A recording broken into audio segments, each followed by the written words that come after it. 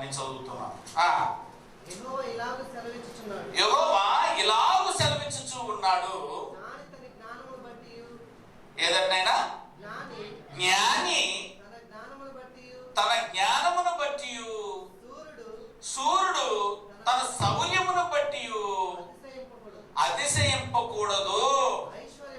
ఐశ్వర్యవంతుడు తన ఐశ్వర్యమును బట్టి అతిశయపడకూడదు. 3 కార్యక్రమాలను చూపించాడు ఇక్కడైనా. ఏమండి, సులువుగా చిక్కులు పెట్టే పాపము అంటే ఏదో గలతీ సంఘంలో పౌలు గారు 3 చూపించారు. ఆ 3 మనం ఆలోచిస్తుంటే మళ్ళా 3 కనబడుతూ ఉంది. అవునా కదండి? ఇందులో ఏమేమి కనబడుతుందంటే ఆయన వృధా అతిశయములో మనుషులు సులువుగా ఎందులో చిక్కుకుంటారట. ఒకటి జ్ఞానం, జ్ఞానం చే అతిశయిస్తున్నారు. సో జ్ఞానంతో అతిశయించే వారు ఏమైపోతారో గత ఆదివారం అద్భుతంగా మీకు వివరించడం జరిగింది. దానంతా మీరు ఫాలో చేసుకుంటున్నారని కూడా నేను భావిస్తున్నాను. ఓకేనండి. ఇప్పుడు రెండవది ఏదట? శౌర్యము అన్నాడు. శౌర్యము చూసారా? శౌర్యమును బట్టి అతిశయపడకూడదు. శౌర్యం అంటే ఏదైనా బలము. నీ బలమును బట్టి నువ్వు అతిశయింపకూడదట. అంటే మనిషి అతిశయిస్తాడు అని అంటే ఎన్ని విషయాలు అతిశయించే అవకాశాలు ఉన్నాయట? 3 విషయాలు అతిశయిస్తాడు. అది ఒకటి జ్ఞానం, రెండోది బలం, మూడోది ధనం. నిజం అంటారా అబద్ధం అంటారా? ఇది జరుగుతుందంటారా జరగట్లేదంటారా? ప్రతి ఒక్కరి దగ్గర ప్రతి స్థాయికి సంబంధించి ఈ 3లోనేనండి. జ్ఞానం, వాడు కలిగిన జ్ఞానంతో చేస్తున్నాడు. బలం, వాడు కలిగిన బలంతో వాడు మోసం చేస్తూనే ఉన్నాడు. ధనం, ధనంతో మోసపోతూనే ఉన్నాడు. ఈ 3 ఒక్కసారి చూస్తే ప్రపంచాన్ని ఇదే పరిపాలిస్తున్నట్టు కనబడుతుంది. లేదా ప్రపంచం ఏది పరిపాలిస్తుంది అని ఒక్కసారి చూడగలిగితే ప్రియులారా, కేవలం ఈ 3 మీదే ఆధారపడి ఉంది. ఈ 3 ఉన్న వారిని సమాజం కూడా మెచ్చుకుంటుంది. అవునంటే కదండి? చెప్పండి. జ్ఞానం ఉందా? వెరీ గుడ్, వాడి జ్ఞానం ఉంది. జ్ఞానం కొరకు మర్యాద ఇస్తున్నా. అలాగే బలం, శౌర్యం ఉందా? అవును. బలవంతంగానే అడిగి తీసుకుంటాడు. మదనం చెప్పుకుంటూ పోతున్నా, మదనం చెప్పుకోరు, బలవంతంగానే. ఏమండి? శౌర్యం. అది పోతే ధనం, ఏదైనా కొంటాను. చూసారా ప్రియులారా? ఇవి ప్రపంచానికి ఎలా కనబడుతున్నాయండి ప్రియులారా? ఎలా కనబడుతుందో, మహాజ్ఞాని, జ్ఞానము ఉంది ఆయన దగ్గర, బలము కనబడుతుంది, ధనమును కనబడుతుంది. ఈ 3 సమంగా అనుభవించినటువంటి బైబిల్ ఎవరైనా ఒక ఆయన ఉన్నారంటే ఆయన సొలొమోను మహారాజు గారే. ఆయన ఏమంటున్నాడో ఒక్కసారి లేఖనం ఇప్పుడు చూడండి ప్రియులారా. ఏమంటే ఇది కలిగిన వారి గురించి ఆయన ఉద్దేశించి ఏమని మాట్లాడేశాడైనా? అంత కలిగినటువంటి వ్యక్తి, బలాన్ని, శక్తిని, జ్ఞానాన్ని కలిగిన వ్యక్తి అని అంటున్నాడు. ఇవన్నీ వ్యర్థములు. ఆయన మాట్లాడాడు. నేను అడిగినప్పుడు, దేవుణ్ణి అడిగినప్పుడట, సరే అందరికీ ఏది చెప్పండి, నాకు ధనం ఇవ్వు, అధికారం ఇవ్వు, అది ఇవ్వని. కానీ ఈయన మాత్రం అడిగింది ఏదైనా, దేవా నీ జ్ఞానం నాకు ఇయ్యని అడిగాడు. ఇది జ్ఞానం. ఏది జ్ఞానం? అడగడము జ్ఞానం. చూసారైనా? ఒక ఆయన కట్లు కొట్టుకుంటూ పోయి నది తీరన కొడుతున్నాడంట, డొంకుని పడిపోయిందట. విన్నారా లేదు? అది ఏంటది? గోడలి పడి బోర్మని ఏడుస్తూ ఉంటే ప్రత్యక్షమైంది. సరే ఏమైంది? ఇచ్చింది ఆయన ఫస్ట్ తీసుకొచ్చి చూడడానికి ఇద్దరు బంగారం. అది మామూలు అయితే అది నాది అని ఉండేవాడు. ఆయన నాది కాదయ్యా తెలియదు. అదే జ్ఞానం, అదే యథార్థత. నిజంగా జ్ఞానం ఉన్నవాడైతే ఎలా ఉండాలి చూడండి. అది నాది కాదయ్యా అన్నాడు. రెండవది వెండి, అది కూడా నాది కాదు. మూడవదిగా ఆయన గొడ్డల్ని తీసుకొచ్చి ఇచ్చాడట. ఇదండి నాది అన్నప్పుడు అతని భక్తికి మెచ్చి, అతని యథార్థతకు మెచ్చి 3 బహుమానంగా ఇచ్చిపోయాడట. ఇది అందరూ విన్న సామెత అంతేలే. ఇది బహుశా మహాజ్ఞాని సొలొమోను చూసి నేర్చుకున్నారేమో సొలొమోను కూడా అలాగే ప్రియులారా. నాకు బలమీ అని అడగలేదు, నాకు ధనమీ అని అడగలేదు. ఏమని అడిగాడు తెలుసా దేవుణ్ణి? దేవా, నాకు జ్ఞానం లేదయ్యా, అందులో నీ జ్ఞానం నాకు లేదు, నీ జ్ఞానం నాకు ప్రసాదించమని తెలివితో అడిగాడు. అందుకట ఇంతవరకు అట్లాంటి వాడు పుట్టలేదు, అంతవరకు పుట్టలేదు. ఆయన యేసుక్రీస్తు వారికి చూస్తే అంతటి జ్ఞానవంతుడు, అంతటి ధనవంతుడు, సులువుగా సాధించగలిగింది రాజ్యాలు. చూసారా పిల్లలు? అంతటి గొప్ప బహుమానాన్ని పొందిన ఆయన చెప్తున్నాడు, ఇవే రైట్ అనుకున్నాను నేను, ఏదేది వ్యర్థమో, నేను పొందుకున్నది వ్యర్థమో, బంగారం వ్యర్థం, ఈ బలము వ్యర్థం, ఈ శౌర్యం వ్యర్థం, ఈ ధనము వ్యర్థం. దేవుణ్ణి అడగవలసినది, దేవుని అతిశయించవలసినది వేరే ఉంది. అది ఎత్తు చూపుతూ మాట్లాడుతున్నాడు ప్రియ సోదరి సోదరి. కాబట్టి ఇక్కడ లేఖన భాగాన్ని ఒకసారి చూస్తే ఈ మూడింటిని ఒక్కసారి ఆయన ఎత్తి చూపించి గొప్ప జ్ఞానాన్ని మన కొరకు ప్రసాదించాడు. అందులో ఉండేది శౌర్యం. మీరు నమ్ముకోబాకండి, బలమును నమ్ముకోకూడదు. బలం ఉందని మనం ఏదేదో మాట్లాడతాం. బలము మరలా ఒక రోజుకి అది ఉండదు, మన దగ్గర అది కనబడదు. ఎలా క్షీణించిపోతుంది తెలుసా? ఒకప్పుడు ఏదైనా ఎంత బలంగా ఉన్నవాడువో ఇప్పుడు ఒకటి ఎత్తుకోపోతాడా అని ఎదురు చూసేటువంటి స్థాయికి వచ్చేస్తాం. అటు లేకపోతావా, అటు నిలబెట్టవా, అటు కాసేపటి దాంట్లో కూర్చోబెట్టవా అని అడిగే రోజులు రాబోతున్నాయి. నీ బలాన్ని నమ్ముకుంటే ఎలా ఉంటుందో లేఖన భాగంలో ఒకటి చూద్దాం. మహాబలశాలిని గురించి ఏనండి ఒక్కసారి చెప్పిన సందర్భాలను 3 సందర్భాలు ఉన్నాయి. సమయానుకూలంగా వారి సందర్భాలను ఇది కూడా 3 భాగాలు ఉన్నాయి. వాటిని మనం ఆలోచిద్దాం. మొదటిది సమూయేలు రాసిన గ్రంథం. ఈ బలము నమ్ముకున్నటువంటి వ్యక్తి ఏమయ్యాడో ఈ బలానికి వచ్చినటువంటి గొప్ప మాటలు తెచ్చి చూస్తాం. చూడండి, సమూయేలు మొదటి గ్రంథం 17వ అధ్యాయం 4 నుంచి 10 వచనాల వరకు దయతో నిదానంగా చదవగలిగితే మనకు అర్థమవుతుంది పిల్లలు. సమూయేలు మొదటి గ్రంథం 17వ అధ్యాయం. ఏమంటారా? సమూయేలు మొదటి పత్రిక మొదటి గ్రంథం 17వ అధ్యాయము 4వ వచనం నుంచి చదువు. గాతువాడైన గోలియాతును సూర్యుడు ఒకడు. ఎవరంటైనా సూర్యుడు అంటే శౌర్యుడు, బలం కలిగిన వాడు ఒకడు ఏంటి ఫిలిష్తీయుల దండులలో నుండి బయలుదేరుచూ ఉండెను. అతడు అతని గురించి వివరిస్తున్నాడు చూడండి. 6 మూరల జేరెడు ఎత్తు మనిషి అతని తల మీద రాగి శిరస్థానముగా ఉండెను. అతని యుద్ధ కవచము ధరించుకుని ఉండెను.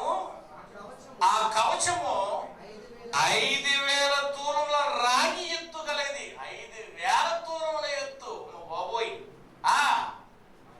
మరియు అతని కాళ్ళకు రాగి కవచమును, అతని భుజముల మధ్యను రాగి బల్లెము ఒకటి ఉండెను. అతని ఈటె కర్ర నేతగాని దోనంత పెద్దది. మరియు అతని ఈటి కొన మాత్రమే 600 తూముల ఇనుము ఎత్తు గలది. ఏంటండి? ఒకడు వాని కోసం ఏం మోస్తాడట? డాలును మోస్తూ అతని ముందర పోవచ్చు ఉండును. అతను నిలిచి ఇశ్రాయేలు దండు వారిని పిలిచి యుద్ధ పంక్తుని తీర్చుటకై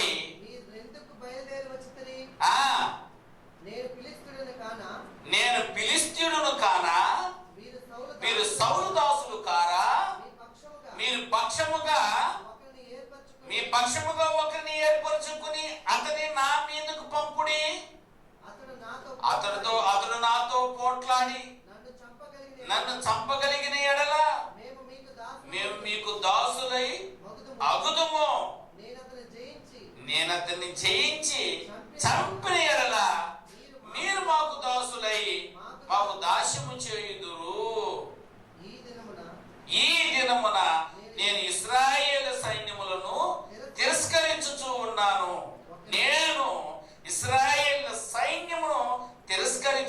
తాను ఒకరి నియమించిన ఎడల వాడును నేనును పోట్లాడుదుమని ఆ ఫిలిష్తీయుడు చెప్పుచూ వచ్చెను. సౌలు ఇశ్రాయేలందరూ ఆ ఫిలిష్తీయుని మాట వినినప్పుడు బహుభీతులైరి, భయపడిపోయారు. ఏం కనపడుతుందండి? అవునా? వారి శౌర్యము కనపడుతుంది. ప్రియమైన ఒక రాజ్యమునకు ఎంత సైన్యం ఉండదో మీకు తెలుసు కదా. కాబట్టి మన రాజ్యానికి కూడా సైన్యం ఉంది, మన దేశంలో కూడా సైన్యం ఉంది. మన సైన్యమును చూసి శత్రు దేశం పాకిస్తాన్ గజగజ వణుకుతుంది. అవునా కదా? ఇట్లాంటి సైన్యమును బట్టి చూసి ఇప్పుడు పాకిస్తాన్లో ఒకటి లేచి ఒకడు లేచి మీ ఇండియాలో ఉండే వాళ్ళందరూ రండి అని పిలిస్తే ఎట్లుంటుంది? అంటే దేని చేస్తుంది అది అని అంటే బలం, ఆ శౌర్యము. దాన్నే నమ్ముకున్నాడు ఈ గోలియతు పొరంబు. అంటేనా కేవలం దాన్ని నమ్ముకొని అది నా బలం రా ఏమని మాట్లాడుతున్నాడు చూశారు పిల్లగా. తనకున్నటువంటి యుద్ధ వస్త్రాల, తనకున్నటువంటి ఈటె ఎంత పొడుగుంది, ఎంత దూరంలో ఉందో చూసారా. అక్కడి నుంచి పొడిచి తీసుకోగలిగినంత బలం. ఈ బలం అంతా చూసుకొని మీ సైన్యం అంతా వద్దయ్యా, మా ఫిలిష్తీయులు ఎవరు రారు, అందరినీ పక్క కూర్చోబెట్టారు. అంటే ఒక రాజ్యంలో ఉన్నంత వారి బలమా వాడికి ఉన్నట్టు కనబడుతుంది కదా. నేను ఆ ఫిలిష్తీయులు అందరూ పక్కకు పెట్టేసేసి ఒక్కడు మాత్రం బయట వచ్చాడు. అలా మీరు ఎవరు లేడా? ఒక్కడు రండి చాలు, నేను ఓడిపోతే మేము సహా దాసులైపోతాం, మీ అందరికీ ఇశ్రాయేలీలకి మేము దాసులైపోతాం. అలా మీరు వాడు ఒకడు ఓడిపోతే ఇశ్రాయేలీలందరూ మాకేమైపోవాలి? దాసులైపోవాలి, బానిసులుగా మారిపోవాలి అని వీడికి దేని గురించి ఎంత బలం ఉంది, కానీ బలమును బట్టి గర్విస్తూ ఉన్నాడు. దేవుడు ఏమని చెప్పాడు? ఆయన ఇర్మియా గ్రంథంలో ఏమని చదువుకున్నాం? 23:9 సూర్యుడు తన శౌర్యమును బట్టి అతిశయకూడదు అన్నాడు. ఇతను ఏం చేస్తున్నాడు? అతిశయం మీద అతిశయిస్తున్నాడు. నేనే, నాకంటే ఎవరు లేడు అని చిన్న దాంట్లో చిక్కుపోవడమే. లేక పిల్లరా మన బలం ఎంతదినైనా మనం కూడా విరవీగుతూ ఉంటాం. అప్పుడు వస్తావా ఆనందో అంటే ఒక బైక్ కలిగి ఉంటే చూసారా, వాడు ముందు పోకూడదు అంతేనా. వాడు మనకంటే ముందు పోయేటట్టు వాడు తొక్కి ముందు దాడియాలి. మనలోనే ఉన్నటువంటి భావం. సోదరులు ఎవరైనా ఒకరి దగ్గర ఉంటే ఇంకా అయిపోయాడు. అదే కదండి, వాడు మాట్లాడేది నేను మాట్లాడేది అది దేవుని పని. ఏ పని కూడా పక్కన పెట్టేస్తారు ప్రియులారా. సులువుగా ఇరక్కపోవాలి, దానికి ఎలాగుంటుందో ఎక్కడ దొరుకుతుందా అని చూస్తూ ఉంటారు. ఇది తప్పునైనా దీనివల్ల ఒరిగేది ఏమీ లేదు, వృధా. నువ్వు దేని ఎందుకు గొప్పగా ఎంచుకుంటున్నావో అది వృధాతిశయం, వ్యర్థము. అది నీ వెంటకి రాదు, తీర్పును దాటించదు, నీ బ్రతుకును దాటించదు, ఈ లోకమును దాటించదు. తన బలము నమ్ముకున్నటువంటి గోలియత్తును ఒక్కసారి పరిశీలించండి ప్రియులారా, మనకు అర్థమైపోతుంది. మన పాటను ఉంటు కొరకు వారి బ్రతుకులను దేవుడు పుట్టించి చంపించి మనకు రాయించాడు. నువ్వు చదువుకు, నువ్వు మారాలి. అందుకే చదువుకుంటున్నాం, వారి గురించి తెలుసుకుంటున్నాం. ఎంత గర్వముగా తెలుసు, తన బలాన్ని నమ్ముకొని, తన శౌర్యము నమ్ముకొని ఒక రాజ్యంలో ఉండవు ఏంటి, ఒక రాజ్యంలో పక్కకు పెట్టేసి నేను ఒక్కనే చాలు, నేను ఒక్కరిని చాలని పోయినప్పుడు ఇశ్రాయేలు అందరినీ గెలిచేయాలి కదండి. కేవలం తన శౌర్యము నమ్ముకొని పోయిన వాడు గెలిచేయాలి కదా. ఇశ్రాయేలు అయితే ఏమవుతున్నారట? భీతి నొందిరి. రాజు సౌలుతో సహా ఇశ్రాయేలు సైన్యం అంతా ఏమైపోయినారట? భయపడి వణుకుచూ ఉన్నారు. ఎవరికి? బలస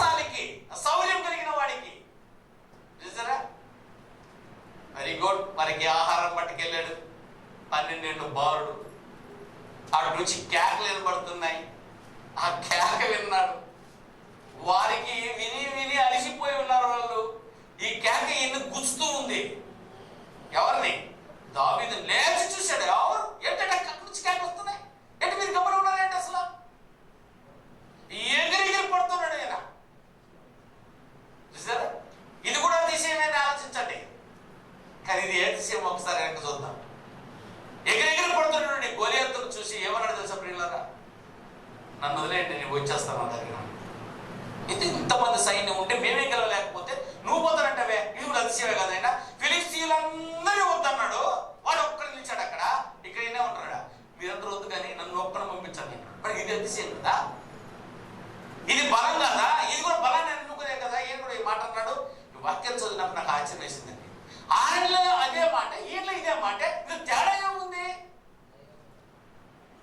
ఇద్దరు బలం కలిగిన వాళ్ళకి కనిపిస్తున్నాడు. కాకపోతే 12 ఏళ్ల బాలుడు, 12 ఏళ్ళకి ఇంత విర్రవే కదా, ఇంత బలం అయిందికి. ఏమంటే ఈ వాక్య భాగాన్ని చదువుతూ ఉంటే భయంకరంగా మాత్రం అద్భుతమైనటువంటి సందర్భాలు అర్థమైంది. మీరు అధ్యాయమంతా మీరు చదవండి. అలా నెరవేగుతూ ఉన్నప్పుడు దావీదు చెప్తున్నప్పుడు మాటలు పక్క సైనికులు విని వెళ్ళి రాజుకి చెప్పేస్తారు. అప్పుడు తనుకుంటే వేసుకుని పడుకున్నాడు మన మాట ప్రకారం. ఎవరైనా సౌలు ఎవరు పోతారో ఎవరు గెలవపోతారో అని చెప్పి అప్పుడంటే దావీదు గారు వెళ్ళారు. ఒక ఆయన భయం చేస్తున్నాడు, నేను వెళ్తాను అంటున్నాడు. ఎవరు నా మగాడు ఇలా పట్టకరంటారు అన్నప్పుడు ఎత్తుకోపోయి ఎవరు నిలబెట్టారా? మా దావీదుని నిలబెట్టారు. ఎత్తున్నాను నేను దావీదు 12 ఏళ్ళ బాలుడు ఎట్టుంటాను నేను. ఎంత ఉంటాను నేను? ఎంత వయసు నీకు? 12 బాలుడు అట్టుంటాను నేను. వాడిని నిలబెట్టి రాజేంద్రకి టింగ్ నిలబెట్టారు. ఎవరిని? ఇక జోక్ చేయకండిరా, అంతే కదా. ఆ మాట ఉంటారుగా. ఏంటిది అసలు? ఈ బాధల్లో దిగులతో కూర్చొని ఉంటే వాడు ఎప్పుడు వచ్చేస్తారు మన మీద. కానీ వాడు కూర్చొని ఉంటే 12 ఏళ్ళ బాలు తీసుకుని ఎదురు నిలబెట్టేశారు. అప్పుడు ఆయన మాటలు చిన్నవే కాదు. 17 అధ్యాయం చదివితే అదేమంతా చదివిస్తే ఆరాధన ఇదిగా అయిపోయి ఉంటుంది. ఇక దాన్ని చదివించడానికి టైం అయిపోయింది. ఇదంతా కూడా మీరు ఇంటికి వెళ్ళిన చదవండి దయచేసి. క్లుప్తంగా మీద మాట్లాడుతున్నాను. అందుకప్పుడు దావీదు ఏం చేసేది తెలుసనైనా, నేను వెళ్తానయ్యా, నేను వెళ్తాను రాజు అన్నాడు. ఎట్ట వెళ్తావురా, అసలు నీకు ఎక్కడ చెప్పాలో 12 ఏళ్ళ అబ్బాయి నువ్వనంటే అప్పుడు చెప్పాడు. వాడు బలం వెనక నేనున్నాను అనుకున్నాడు. ఈయన బలానికి ఎవరున్నారట? ఎప్పుడు చదివిన మాటలో 17వ అధ్యాయము 34వ వచనం నుంచి అయితే చదువును. నేను నా తండ్రి యొక్క గొర్రెలను మేపుచూ ఉండగా సింహమును ఎలుగుబంటిని వచ్చి మందలో నుండి ఒక గొర్రె పిల్లని ఎత్తుకుపోయింది రాజా అంటే ఏం చెప్తున్నాడు? ఎవరు చెప్తున్నాడు ఇక్కడ? దావీదు గారు ఎవరు చెప్తున్నాడన్నా? రాజుకు చెప్తున్నాడు. సౌలు రాజుకు చెప్తున్నాడు. సౌలు భయపడుతున్నాడు, నువ్వు ఎలా పోయి గెలిచేసి వచ్చేస్తావురా అని అంటున్నాడు. నేను ఇలా పోయి గెలిచి రాగలనని చెప్పి జరిగిన సందర్భాన్ని ఒకటి. నేను మందల మేపుకుంటూ ఉండగా ఒక గొర్రె పిల్లను ఎలుగుబంటి సింహము వచ్చి ఎత్తుకొని పోగా నేను దాన్ని తరిమి చంపి దాని నోటి నుండి ఆ గొర్రెని విడిపించింది. అప్పుడు గొర్రె ఆడుతుంది ఆయన. సింహం నోట్లో ఉంటే నోట్లో ఉంటుంది, ఎదెత్తుంటాను ఆయన.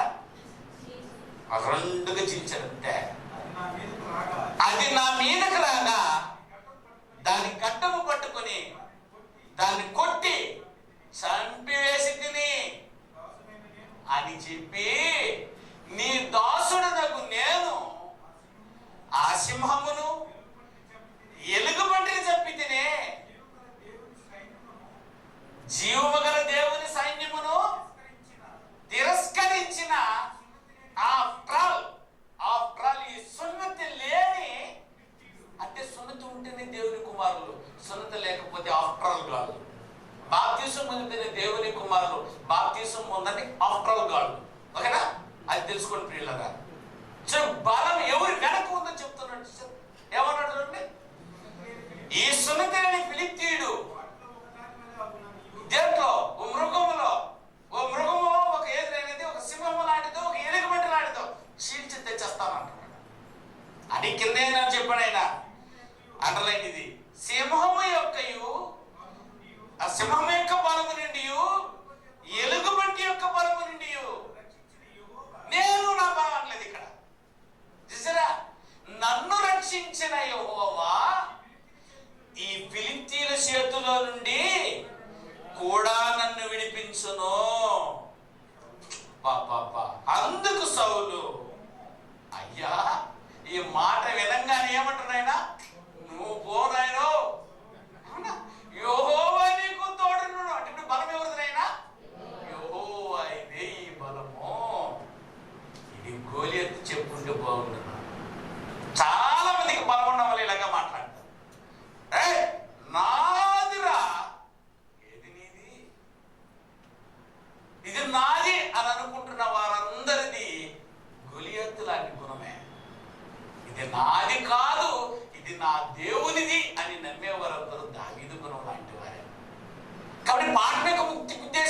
నాయన. నువ్వు శౌర్యమును నమ్ముకున్నావు, దేవుని నమ్ముకోలేదు. ఎందుకంటే శౌర్యముని ఇచ్చింది దేవుడు, బలముని ఇచ్చింది దేవుడు. గొలియాతును చేసింది కూడా దేవుడే కదా ప్రియులారా, దావీదును చేసింది కూడా దేవుడే కదా. కానీ ఇక తేడా ఎక్కడ జరుగుతుందనంటే, గొలియాతు తనను నమ్ముకున్నాడు, తన బలాన్ని నమ్ముకున్నాడు, దేవుడిని వదిలేశాడు. తనకిచ్చిన దేవుని మర్చిపోయాడు. మనం అలాంటి క్యాడర్ కలిగిన వాళ్ళు. మనకి ఏదైనా దొరికితే దాన్ని పట్టుకుంటాం, దేవుని వదిలేస్తాం. ఉద్యోగం ఉద్యోగం దేవా లేదన్నప్పుడు ఉద్యోగం ఉద్యోగం ఉద్యోగం ఉద్యోగం ఉద్యోగం ఇచ్చేసారు అంతే. ఇక దేవుడు లేదు. ఉద్యోగము ఉద్యోగం ఏదైనా ఉద్యోగం పలుసుకోలేదు సార్. దేవుడు చెప్పగలమా? ఇది బలం అంటే ఇది కూడా బలమే కదా ప్రియుల. దేవుణ్ణి వద్దనుకుని ఏదైనా పొరలారం, అది ఏదైనా ఉండని, అది నీ వ్యర్థములే. దాన్ని నమ్ముకుంటే ఆ బలమంతా నిన్ను గొలియాతులా వేసేస్తుంది. దావీదు ఇంకొక మాట అన్నాడు 47వ వచనం చూడండి దయచేసి. 47వ వచనం చదువునైనా. అప్పుడు యెహోవా కత్తి చేతను ఈటి చేతను రక్షించువాడు కాడని, అంటే వాడి చేత ఏమవుతుందనైనా ఈటే కత్తి బరిసె ఇవన్నీ ఉన్నాయి. ఇదే అనుకుంటున్నాం ఏందో, దేవుడికి ఎంత దేవుడికి అక్కర్లేదయ్యా. ఇంకేం కావాలట? యుద్ధం ఎవరిదట? యుద్ధం యెహోవాదే. ఆయన మిమ్మును మా చేతికి అప్పగించునని చెప్పాను. అంతవరకు ఏదో మాట్లాడేది. నేను నరికి మొక్కలు మొక్కలు చేసి నీకు పక్షులకి గూళ్ళకి ఎత్తానంటాడు. ఆ పని నువ్వు కదా చేయబోయేది, ఆ పని నేను చేయబోయేది అంటాడు దావీదు. ఎందుకంటే దావీదు వెనుకున్నవాడు దేవుడు. యుద్ధం ఎవరిదట? యెహోవాది, నాది కాదు. యుద్ధం ఎవరిది? యెహోవాది. బలం ఎవరిది? యెహోవాది. నీ దగ్గర కత్తి ఉంది, బరిసి ఉంది అనుకుంటున్నావు అంతే కదా. వాడు డాల్ పట్టుకోవడానికి ఒక మనిషి అట్నైనా డాల్ అని తెలుస్తుందైనా.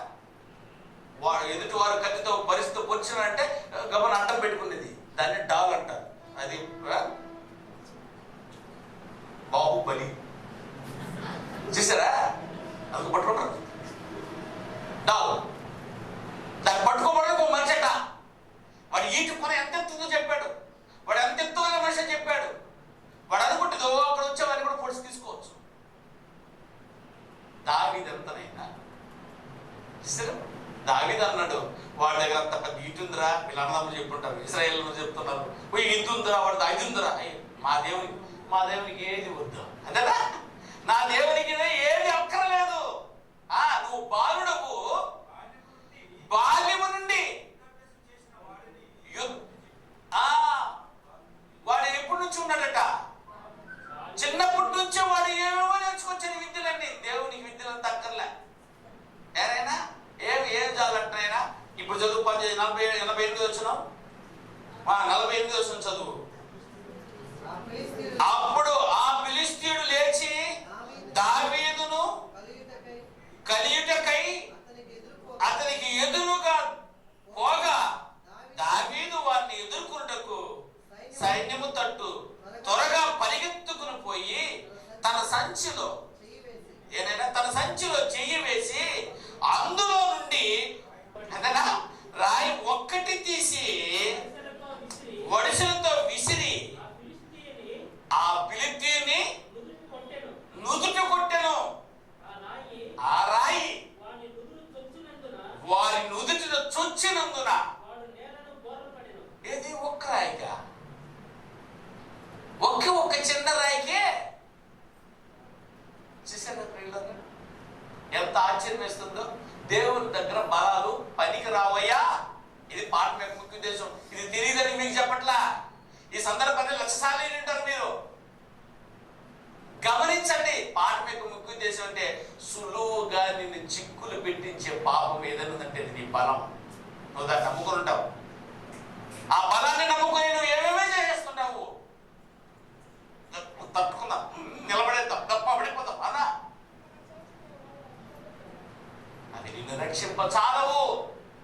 అవి దేవునికి ఎంత పనికి రాదు అన్నది స్పష్టంగా అర్థమవుతుంది. చూడండి, ఎంత బలశాలినైనా ఆయన ఆయుధాలను వర్ణిస్తూ ఉంటేనే, ఆయన ఆయుధాలను చెప్తుంటేనే మనం భయపడిపోతుంటాం అంతకం. అందుకే వాళ్ళు పడిపోయింది. ఇశ్రాయేలు అందరూ భయపడిపోయి అంత దూరం నిలబడింది. అందుకే దేనికంటే దాని ఆయుధాలు చూసి. కానీ ఏం చెప్తున్నది? ఆయుధాలు అక్కర్లేదు దేవునికి. ఏది మాత్రమే ఒక చిన్న రాయి, ఒక్క రాయే. మిగతా 4 రాళ్ళు ఉన్నాయి జోబీలో. సంచిలో చేయి ఊస్తే ఆల్రెడీ ఎన్ని రాళ్ళు దిగి ఆ ఏట్లో దిగి ఎన్ని రాళ్ళు వేసినా 5 నున్నటి రాళ్ళని ఏరుకుని నన్ను రేపటి చెప్పాడు. అందులో అన్ని సంచులు పడేసుకొని ఒక్క రాయి మాత్రమే ఎత్తాడు. ఒక్క రాయి గొలియతు చాలు. అతనైనా మీరు 4 ఎందుకయ్యా? మీరు 4 రాళ్ళు ఎందుకు? తెలుసుగా గోలెత్తుకు ఒక్క రాయి తెలుసు. గురి తప్పేదా? దావీదు గురి తప్పుతుందా? నమ్మకం తప్పుతుందా? విశ్వాసం తప్పిపోతుందా? మరి 4 ఎందుకయ్యా? ఒకటి పడిపోకపోతే మరి కొట్టితే పడకపోతే గురి తప్పకపోతే తప్పిపోతే మళ్ళీ కొట్టెత్తుకుందాం అనుకోవడానికి గురి తప్పడే. అంత కాన్ఫిడెన్స్ ఉన్నవాడు, రాజుతో చెప్పొచ్చిన వాడు. గోలెత్తికి మళ్ళీ 4 కొడుకులు ఉన్నారు.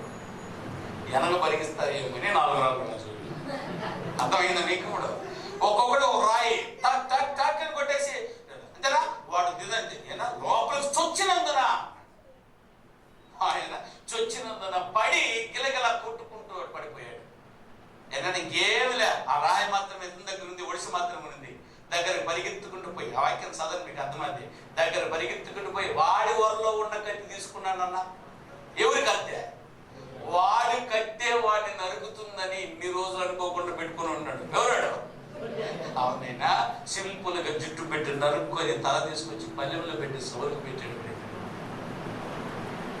యుద్ధం యెహోవాది, నాది కాదు.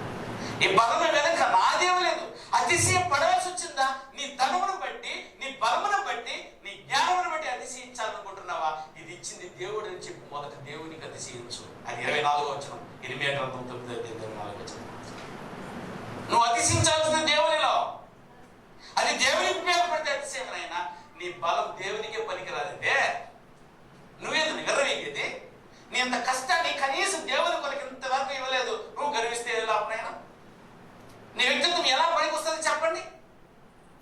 నీ బలం ఉంది, ఏ దేవుని కొరకు ఏం ఖర్చు పెట్టా చెప్పు? అంత అది ఏదైనా అది పరకను పట్టుకొని కూడా ఒక చిన్న సోదరికి అంత చిన్న సహాయం చేయలేదు.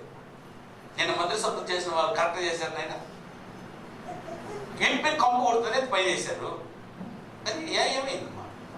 పైనే కదా ఉంది, మళ్ళీ తీసుకొని చేయలేదు. అక్కడ ఇది ఎంతసేపు పట్టింది నాయన? అపరిపూర్ణమైనటువంటి పనులు పని చేశాం. కయ్యేది పని హృదయపూర్వకంగా చేయండి. ఆయన బలం నమ్ముకొని చేయకండి, దేవుణ్ణి నమ్మి చేయండి. నీ బలం దేవునికి ఖర్చు అవ్వని, ఖర్చు అయ్యింది నీకు తెలియాల్సిన అవసరం పక్క తెలుసా? నేను పేరు చదవాలని కాదు కదా. హృదయపూర్వక దేవుడు వినాలి, దేవుడు చూడాలి. దీన్ని నువ్వు ఎందుకు చేయాలనుకుంటున్నావు అది చేయాలి. ఏదో దావీదు పేరు తెచ్చుకోవడానికి ఏం గొప్ప కార్యం చేయలేదు ప్రియులారా. దావీదు దేవుని గొప్ప చేయాలనుకున్నాడు. దావీదుకి దేవుడు గొప్పతనం కాపాలి. అందుకే యుద్ధం దేవుని అయింది, అది గోలియతుది తనదయ్యింది. తన బలాన్ని నమ్ముకున్నాడు కాబట్టి. అందుకనైనా మన బలాలు ఉన్నాయి, బలాల స్థాయికి తగ్గట్టు బలమైంది. వారానికి బలమైనా పెద్ద బలం అంటే సంవత్సరంలో ఉండాలన్నంత అక్కర్లేదు.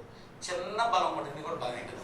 చీమలు చంపేసిన బలమే కదా. అయినా బలిని నలిపేసిన బలమేగా, దోమ నలిపేసిన బలమేగా. బట్ అది దేవుని కొరకు ఖర్చు అవుతుందా లేదా దయచేసి ప్రశ్నించండి. ఆ బలం వెనుక దేవుడు ఉందా? ఈ ఖర్చు దేవుని వెనుక ఉందా? లేదండి. అలా ఉండకూడదనే ఇంకా రాయించాడు మహాజ్ఞాని. అందుకే దావీదుని ఒక్కసారి చూడండి వీళ్ళను, తన వెనకుండగా ఎవరైనా చెప్పేశాడు. గోలియతును అంతటి పెద్దవాడిని ఏదైనా వాడు బాణాలు విసురుంటే 10 బాణాలు పడి పడిపోయినా ఒక్క బాణమైన పొడిచుండదా? ఆ ఛాన్స్ కూడా ఇవ్వలేదు దేవుడు. బలశాలి, తన శౌర్యం ఏదంటైనా ఎవరంటే 29:23లో సూర్యుడు తన శౌర్యము వలన అతిశయించును కానిది వ్యర్థం. అతిశయించును. కీర్తనల గ్రంథం, దానికి కీర్తన గ్రంథకర్త ఏమని చెప్పి రాశాడు దయచేసి చదువుదాం ప్రియులారా. 33వ కీర్తన, కీర్తనల గ్రంథం 33వ కీర్తన 16వ వచనం నుంచి దయచేసి చదువుదాం ప్రియులారా. కీర్తనల గ్రంథం 33వ కీర్తన 16వ వచనం నుంచి. 33వ కీర్తన 16వ వచనం. ఏ రాజును సేనా బలము చేత రక్షింపబడడు. ఎంత బాగుంటుంది. ఏ రాజును సేనా బలము చేత రక్షింపబడడు. సురక్షిత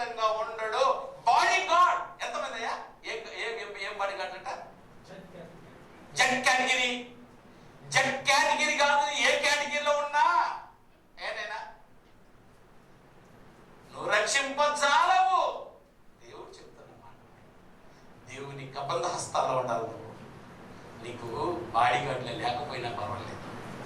ఇంతకు చెప్పాలంటే దావీదుకి బాడీగార్డులు ఉన్నారా? ఒడిసిలు పట్టుకొనేసి అదేనా ఏట్లో దిగి 4-5 రాళ్ళు ఏరుకొని పోయినవాడు. No security. అసలు డ్రెస్ ఇచ్చాడు. ఎవరు రాజు డ్రెస్ ఇస్తే బొమ్మ పోతుంది కదా. ఎందుకంటే 12 ఏళ్ళు వాడాడు. ఎంత రాజు? సౌలు ఎంత అందగాడు తెలుసా ఆయన? సౌలు ఎంత బలశాలి తెలుసా? సౌలుకి ఎంత ఇది బాడీ తెలుసా? అతని గురించి వర్ణిస్తారు ఫస్ట్ లో. మీరు చూడండి సమయాలు వెతికినప్పుడు అంత గొప్ప వ్యక్తిని కనుగొని రాజుగా చేశాడు. ఆ బలమున్న వాడి వస్త్రం, ఆ బలమున్న వాడి ఆయుధాలు ఏది పరిపక్వత కాదు. అవన్నీ నాకద్దు. యుద్ధములకు ఆయుధాలు అక్కర్లేదు, సైన్యం అక్కర్లేదు. చూసారు ఎంత స్పష్టంగా రాశాడు? ఏదైనా మొదలు చదువుతున్నా, ఏ రాజును సేనాబలము చేత రక్షింపబడు. సేనాబలం అంటే ఏదైనా బాడీగార్డ్, సైన్యం చేత రక్షింపబడు. ఏ వీరుడును అధిక బలము చేత తప్పించుకొనడు. అధిక బలం ఉన్న ఒకవేళ ఉన్నా కూడా వాడు తప్పించుకోలేడు. ఇంతకించి ఏం చెప్పారు? గోలియాతుకి ఎంత బలం ఉందని వెలుగుతున్నావేమో, వాడు తప్పించుకోలేడు. దావీదు గాడి రాయికి, చిన్న రాయికి తప్పించుకోలేడు. అంత బలం ఉన్నాయని నేను ఇందులో చెప్పుకునేది ఏ రాజు కూడా. ఎందుకనంటే దేవుని నమ్మని రాజు, దేవుని రాజుగా చేసుకునే రాజులు వీళ్ళు. అందుకే అన్ని అధికారాలు కూలిపోతుంటాయి. చూసారు, ఆకస్మికంగా పదవుల నుంచి వెళ్ళిపోతూ ఉంటారు. వాళ్ళకి ఫుల్ సెక్యూరిటీ ఉండొచ్చు వాళ్ళకి సంబంధంగా, దేవుని సంబంధంగా సెక్యూరిటీ నో లేదు. అందుకే చెప్పి రాశాడు అన్నమాట. ఏ రాజును సేనాబలం చేత రక్షింపబడడు, ఏ వీరుడును అధిక బలం చేత తప్పించుకున్నాడు. చావు తప్పదు, ఖచ్చితంగా చావు తప్పదు. 17వ వచనం, రక్షించుటకు గుర్రము అక్కరకు రాదు. ఆ సమయంలో ఏది రాదటైనా గుర్రం అక్కరకు రాదట. ఆ అక్కరకు రాదంటే గుర్రం మీద ఉండేది ఇటుపో అంటే దట్టిపోద్ది. ఎందుకంటే దానికి ఆగి ఉంది ఆల్రెడీ. అవునే కదా? అంటే గుర్రం మీద ఉన్నవాడికి తెలిసిపోద్దట. యోబు గారు రాశారు దాన్ని. ఏమని రాశారు తెలిసిన? ఏమన్నా నీ గుర్రమునకు యుద్ధ వాసన తెలుసా రాశాడు ఆయన. యుద్ధ వాసన తెలుసా గుర్రాలకి? యుద్ధ వాసన తెలుసా అంటే యుద్ధంలో కొంచెం పూర్తిగా తెలిసి తనకి గుర్రాలకు. ఆ గుర్రం అనుకుంటుందట, ఆహా నా మీద ఉన్నవాడు తలకి ఈ రోజు లేచిపోద్ది అనుకుంటుందట. చూసారు? అంటే ప్రమాదాన్ని ముందరిగిన జీవులు అన్నటువంటి గొప్ప పాఠం ఉంది ప్రియమైన వాళ్ళు. అందులో పూర్వంగా రాశాడు. గుర్రము తెలుసుకుంటుందట యుద్ధ వాసన ఎరుగును. మనం కూడా అప్పుడు వాసన తెలుసుకుంటుంటాం. ఏ వాసన అమ్మా? ఆ బిర్యానీ చెప్తారు, ఇంకేం చెప్తారా? వర్షం వాసన. ఎక్కడో వర్షం పడిపోతుంటే ఆ మట్టి వాసన ఉంటుంది చూసారా? అబ్బా వర్షం పడుతుంది, పడబోద్ది అని తెలిసిపోద్ది. అలాగే గుర్రానికి ఏం తెలిసిపోతాడైనా పైన అయిపోయాడు, మనం ఈరోజు ఫ్రీ అయిపోతాము అనిపించింది అనేనా? అందుకని పలికిస్తుందట. గుర్రము రక్షించటకు, వాడిని రక్షించటకు అక్కరకు రాదు. మనమే కదా ఇటు దిక్కు అటు దిక్కు అంటాడు. అది అనుకుంటే ఎంతసేపు నువ్వు కళ్ళు వేసి లాగినాలు వద్దనుకుంటే ఏం చేయదు. చూసారా చాలా సందర్భాలు చూసారైనా గుర్రాలు ఏం చేస్తుంటారు తెలుసైనా? దాన్ని లోపరుచుకోవాలని ఆట ఆడుతూ ఉంటారు చాలా మంది. తన్నిందో పోయి కారుకు పడి బారు నుంచి బల్లగా ఏదైనా వెనక్కి పడ్డాడు. చూసారా? అది వాట్సాప్లో వచ్చి గుర్రం తంతే ఎక్కడ. చాలా మంది పశువులు తన్నేసి మూతి పనులు ఏమి లేకుండా, ముందు పనులు ఏమి లేవు, రాలిపోయిన వాళ్ళు. ఆషామాషికి కాదు, దానికి ఆజ్ఞ ఉంది. గాడిద చూసారనైనా ఎవరిని ఎక్కించుకొని పోతా ఉంది? బిలాముని ఎక్కించుకొని పోతుంది, వెళ్ళిపోవచ్చుగా. ఆజ్ఞ ఉంది. కానీ తన కనికరం చొప్పున రాజు తన తన తన నమ్మకమైన వాడిని కాపాడాలనుకుంది. కానీ కూడా పడకూడదనుకుంటున్నాడు. పాటలు చెప్పింది, ఎర్రోడా ఒక్కసారి కళ్ళు తెరిచి చూడరా, ఏముంది ముందు? దూషణ ఖడ్గముతో ఎదురుగా దేవదూత నిలిచింది, పొయ్యో నీ తల ఎగిరిపోద్ది అంతే. ఎందుకంటే నీకు పైన ఆల్రెడీ ప్రమాదం పొంచి ఉందన్న సంగతి నాకు తెలుసు. గుర్రం అక్కడికి రాదు, గాడిద అక్కడికి రాదు, నీ ఆయుధములు అక్కడికి రాదు. నీకు ఇంకేం నాకు అన్నీ ఉన్నాయి. తుపాయికి పేదరైన ఒకప్పుడు నీకు చూసారా? ధైర్యంగా ఉంటాము సమయానికి అది రాయదు.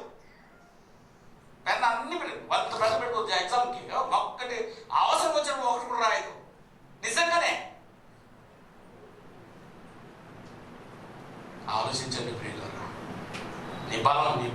బలం అనుకుంటున్నావు. ఎందుకు అక్కడికి రాకుండా వెళ్ళిపోద్ది అది. అందుకే వివరణ ఇచ్చాడు గ్రంథకర్త. ఏదైనా నీ గుర్రము రక్షించుటకు అక్కడికి రాదు, అది తన విశేష బలము చేత మనుషులను తప్పింపజాలదు. విశేష బలము చేత మనుషులను తప్పింపజాలదు. అది ఆజ్ఞ. అది అనుకుంటే తప్పించవచ్చు. ఏది దేవుడు చెప్తే నీ నేరుగా గది దగ్గరికి తీసుకోబోద్ది. అదేనా తప్పింపజాలదు, ఎందుకంటే దేవుని ఆజ్ఞ. అందుకని వారి ప్రాణమును మరణం నుండి తప్పించుటకును, కరువులో వారిని సజీవులుగా కాపాడుటకును యెహోవా దృష్టి ఆయన యందు భయభక్తులు గల వారి మీదను, ఆయన కృప కొరకు కనిపెట్టుకుని వారి మీద నిలిచి ఉన్నది. జాగ్రత్త. చూడండి, మహాబలాన్ని నమ్ముకున్నటువంటి గోలియాతు ఒక చిన్న రాయికి చచ్చిపోయాడు. అది బలము కాదు, బలము నమ్ముకోబాకండి. అది వాళ్ళు నమ్ముకునేది. అంతమంది సైన్యం ఉన్నారు, రానైనా కూర్చొని మనం యుద్ధం చేసి వద్దాం, దేవుడు చిత్తం అవుతుంది అని ఏదో బయలుదేరి ఉండాలి. మీరందరూ అడుగునంటారు పక్క పని ఇక ఒక్కడు చాలు నేను అని మాట్లాడాడు. ఇంకో తన బలం అక్కడికి రాలేదు, తన ఆయుధాలు అక్కడికి రాలేదు.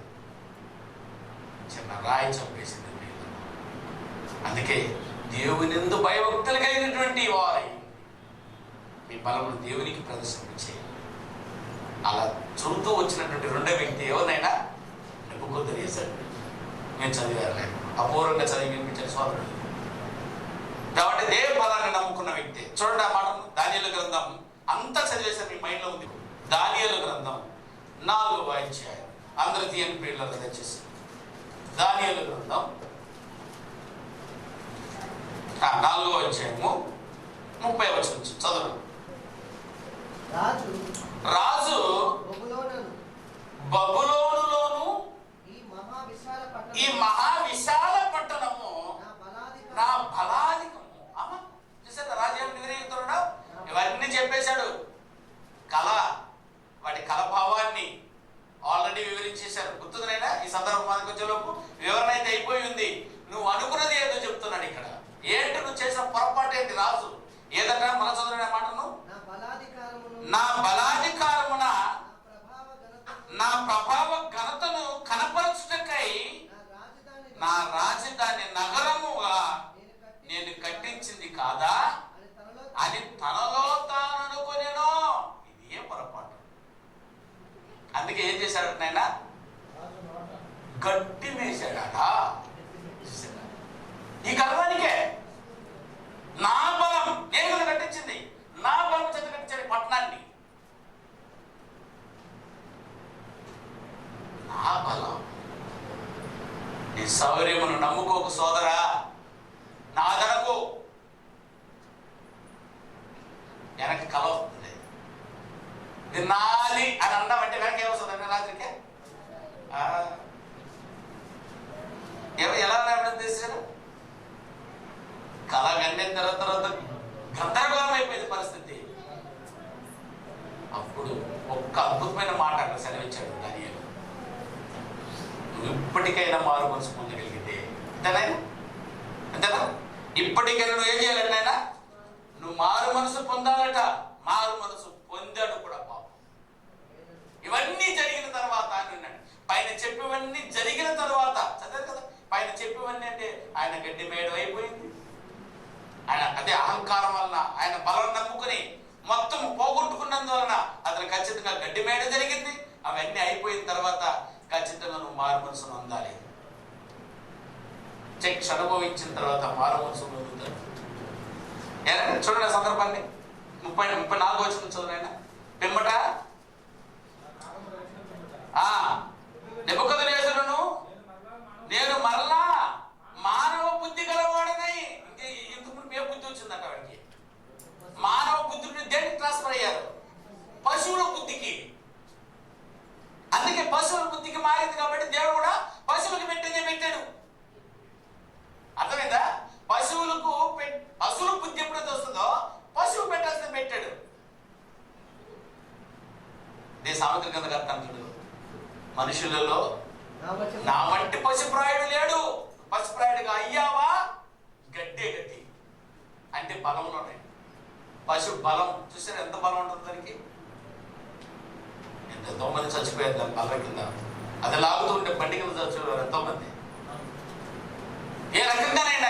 చచ్చిపోయిన వాళ్ళు, పొడిచి పొడిచి పొడిచి చంపిన వాళ్ళు చాలా మంది. వేడుకగా దాన్ని పెట్టుకుంటారు తమిళనాడు జల్లికట్టు.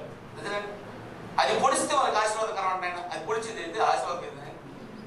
వేడుకలు బయట చదువు పొడిచేసింది ఒకటిని, ఆశీర్వాదమే. చూసారా ఎంతో మంది బలం చేత దానికి నశించిపోయారు. పశువులాగా బలాన్ని చూపించాడు. రేపు కదా తన బలాన్ని నమ్ముకున్నవాడు పశువుగా మారాడట. పశు మనసు నుంచి ఇప్పుడు ఏమైపోయాడు మళ్ళా? చదువునైనా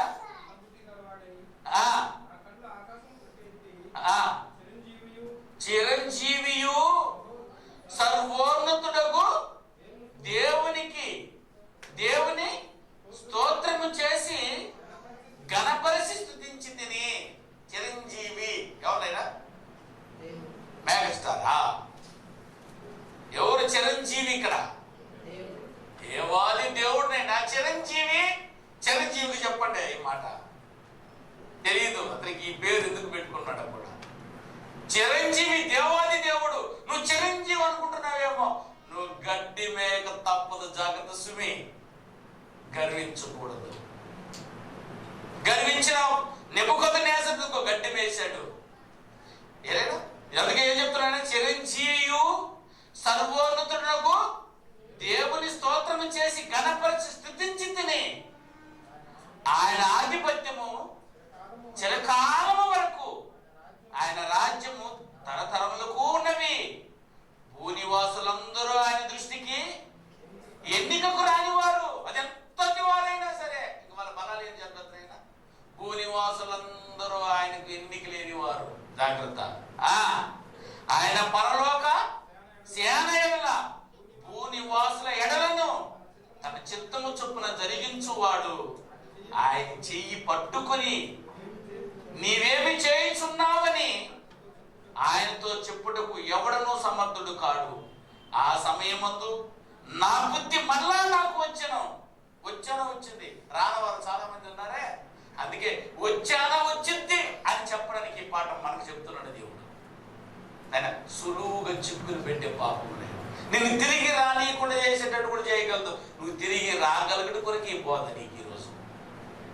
ఎంత గొప్పవారు మన పాపాలు. సులువుగా చిక్కులు పెట్టించే పాపాలు, ఒకటి బలం, ఒకటి ధనం, ఒకటి ఏదైనా జ్ఞానం.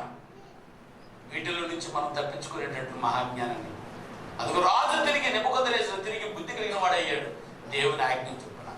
అందుకే ఈ పాఠం, నా బుద్ధి మళ్ళా నాకు వచ్చెను, రాజ్యము రాజ్య సంబంధముకు ప్రభావమును నా ఘనతయు నా తేజస్సును నాకు కలిగెను. నా మంత్రులు, నా క్రింద అధిపతులు నా యొద్ద ఆలోచన చేయవచ్చని నా రాజ్యము నాకు స్థిరపడగా నేను మరి ఎక్కువగా ఘనత తిని. ఇలాగూ నెబుకద్నెజరు నేను పరలోకపు రాజు యొక్క కార్యములన్నీ అన్నాడు. చూసారా? ఇవన్నీ జరిగిన తర్వాత పరలోకపు రాజు, ఈయన కదా రాజు, ఇప్పుడు పరలోకపు రాజు నుండి పరిపాలించాలన్నటువంటి జ్ఞానానికి వచ్చాడు. బలం చిన్నది మనం అనుకుంటున్నాం, పెద్ద ప్రమాదం, పెద్ద పాపంలోకి అది నిన్ను ఒడిగట్టేసేస్తుంది. జాగ్రత్త. కీర్తనల గ్రంథం చూసారా?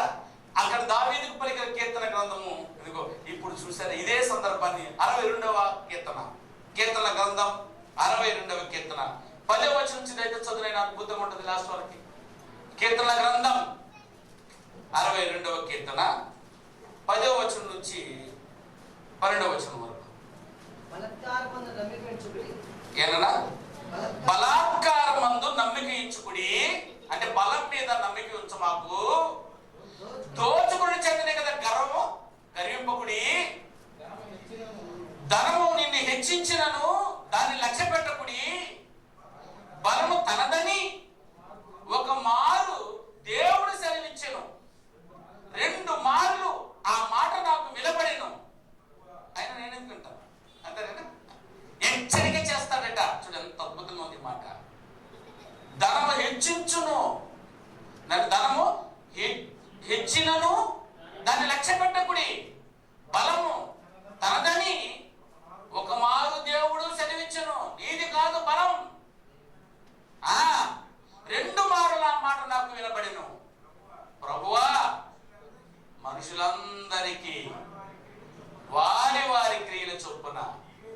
నీవే ప్రతిఫలం ఇచ్చుచున్నావు గాక. చూసారా, దావీదుకి చక్కగా తెలిసిందా ఈ బలం వెనుక ఎవరున్నారో. ఇది ఆయనే రాసుకున్నాడు. నమ్ముకోబాకండి ప్రియులారా, నేను సులువుగా చిక్కులు పెట్టించింది ఇది. అంతే కనపడుతుంది, మన కనపడదు. నేను ఒక చిన్న ఏదైనా తెచ్చుకున్నాను, మైట్లు ఎక్కలేకపోతున్నాను. రారే ఎవరు రా సహాయం కావాలి. ఒకప్పుడు నీ బలం చూసానే, ఎవరస్తులకు నీ బలం చూసాను ఎంత గొప్పకుంటున్నావు. అది అంటే ఉంటే విజయగొతుంటారు పిల్లలు, అంటే ఉండదు. మెట్లు ఎక్కలేవు రే అంతేనా. మన బలం దగ్గర ఆపేస్తుందా, మెట్ల దగ్గర ఆపేస్తుంది. ఎత్తు చోటుకు నువ్వు భయపడదువు. నమ్ముకోబాకండి, నమ్మి గర్వించబాకండి. ఏనా దాన్ని నమ్మి మీరు గర్వించకూడదు అని చెప్తున్నాడు. ఎంత అద్భుతంగా మాట్లాడి చూడండి. 12వ వచనం చదువుతున్నాలో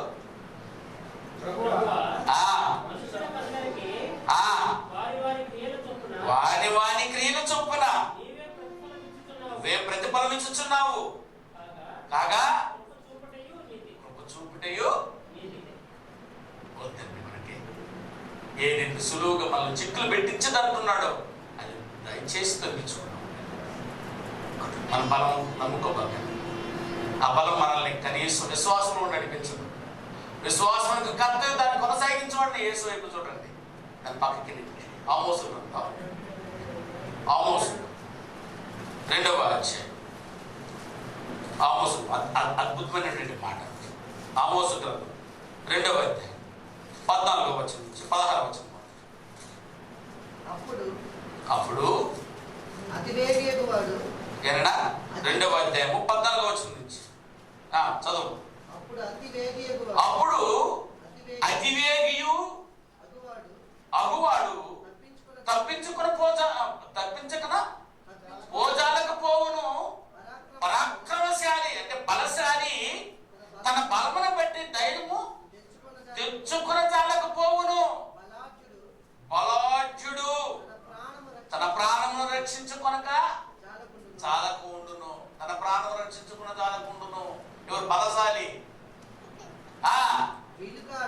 వీలుకాడు నిలవజాలకు పోవును. వడిగా పరిగెత్తువాడు తప్పించుకొనలేకపోవును. గుర్రం ఎక్కినవాడు తన ప్రాణమును రక్షించుకొనలేకపోవును. మరియు ఆ దినమందు బలాఢ్యులలో బహుధైర్యము గలవాడు దిగంబరి అయి పారిపోవును. ఇది యెహోవా వాక్కు. నీ బలం నా బలం అని నమ్ముకున్నట్లయితే ఇది జరగబోయేది. శరప్రిల్లరా, నువ్వు నిలవక పారిపోతావట. నీ బలాన్ని ఏదైతే నమ్ముకున్నావో అది అక్కడ నిలవజాలదు. నువ్వు ఏదైతే నమ్ముకుని ఉన్నావో అది పనికిరాదన్నప్పుడు దాన్ని నమ్ముకోవడం కన్నా వృధా, అతిశయము, వృధా అని.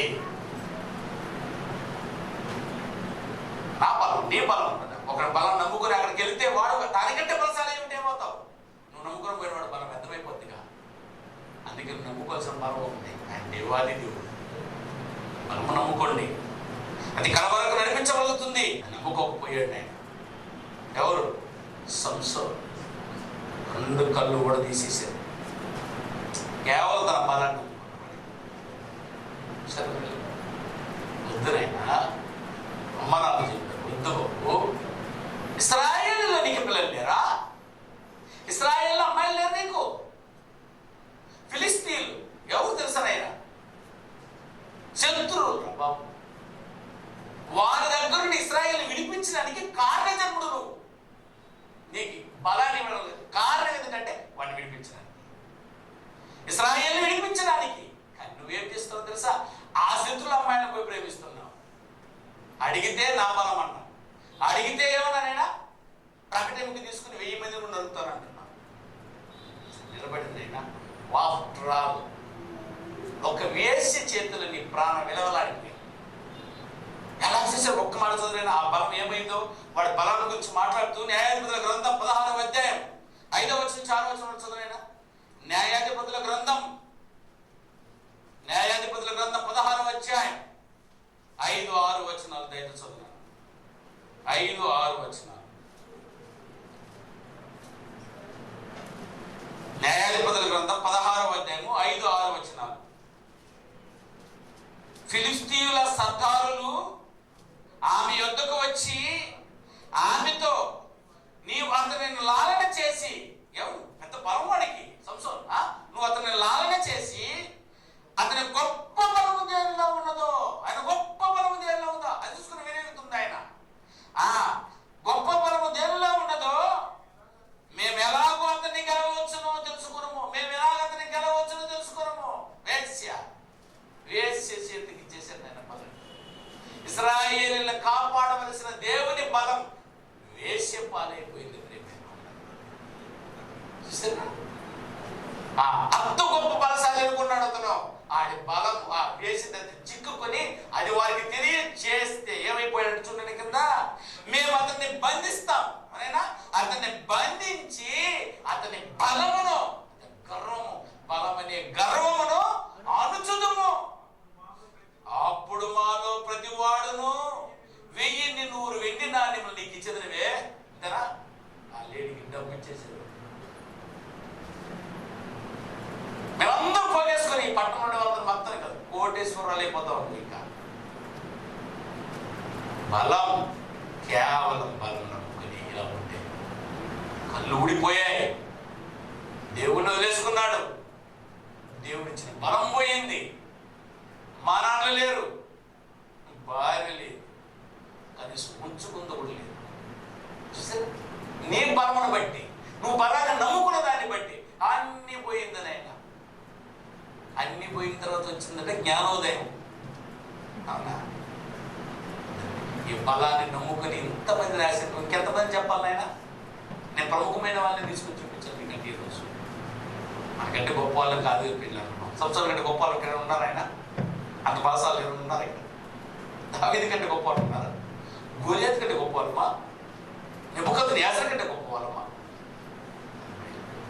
కేవలం బలాన్ని నమ్ముకున్నట్లయితే ఇది ప్రతిఫలం. ఈ బలం అది నాది కాదని చెప్పు, లేచింది ఈరోజు నువ్వు అనాల్సింది. నా బలం చేత నేను బతికలను, నేను నీ కృపను బట్టి, నీ బలాదేశాన్ని బట్టి నేను బతికని చెప్పు. ఆ చిరంజీవి ఆయన ఇస్తేనది ఈరోజు అంటే మహాదేవుడు మనకు పుగలినట్టు ఆయన సన్నిధిలో పడి ఉందాం. ఆయన బలిష్టమైన చేతి కింద పౌలు పేదలుగా ఏనైనా ఆయన బలిష్టమైన చేతి కింద మీరు దీన మనసుకులై బ్రతకండి, ఇలా గర్వించకండి. సో మీ గర్వాన్ని బట్టి నేను సులువుగా చిక్కుకుంటాం. మనం అదే కదా, ప్రతి చిన్నదానికి గర్వపడతాం. చిన్న బలం కూడా మనం గొప్పగా చూపిస్తాం. దాని ప్రతిఫలం ఇవి రాజులే రాజు ఏంటంటే ఎన్నిక లేని వాళ్ళు ఆలోచిస్తారని ప్రేమతో ఈ వ్యక్తిత్వాన్ని తొలగిపోయి నెబుకద్నెజర్లా మళ్ళా దేవునికి ప్రతిమలాడి మనిషిగా ఉన్నాడు. పశువుగా ఉన్న మనసును తీసుకొని మంచి మనసుగా మారాడు, మనిషిగా మారాడు, మనసుగా మారాడు. మనం మార్పు చెందాలని ఈ పాట